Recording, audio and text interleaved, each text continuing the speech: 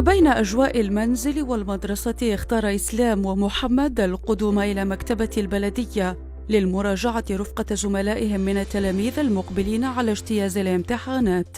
نجو لهنا ما نروحوش للدار، شغل هنا نلقاو راحتنا تانيك كي يكون نقراو زعما كي واحد كيعيا منا يشوف الاخرين كيقراو تاني الشغف تاعك يزيد باش تزيد تقرا. تما نزيدو نقراو ونتحفزو كتر وكتر، وما بيت كي تحصل منها تلقى صحابك، تلقى بزاف عباد اللي هنا يعرفوا حتى انت ما تعرفهاش هما يعرفوا يعاونوك فيها. كيزي هنا باسكو ما كاينش ملهيات كيما كاين في الدار، تعيط لك يماك تليفون، من هنا تلقى راحتك مع صحابك وتقرا. كي يجوا هنا يحسوا روحهم مرتاحين، خاطش يتلاقاو مع الطلاب اللي كيما هما، وعندنا الاساتذه متطوعين يجوهم تاني.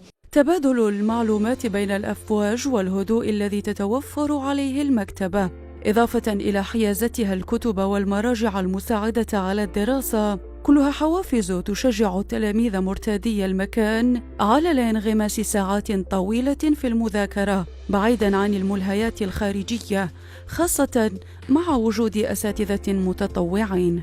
أنه المكتبة توفر مكان مناسب للمراجعة، لتقديم أي حتى بالنسبة للأساتذة عندهم فرصة لتقديم يد العون لهذا التلاميذ. كاين جو باش تقراي في الدار، بيسك شغل كاين بزاف عفايس يلهوك في الدار، ملهيات بزاف. من هنا كي تجيك شغل الجو مهيئ باش تقراي. يعني اقبال كبير يعني على مستوى مكتبة البلدية، خاصة في هذه الفترة يعني فترة الامتحانات، وين بلدية القبة يعني جهزت البلدية من كل وسائل ووفرت كل الإمكانيات يعني التلاميذ تاع البلدية تاعنا يراجعوا في إريحية بهدف تدارك النقص في المواد التعليمية، خاصة مع بداية العد العكسي للامتحانات المصيرية.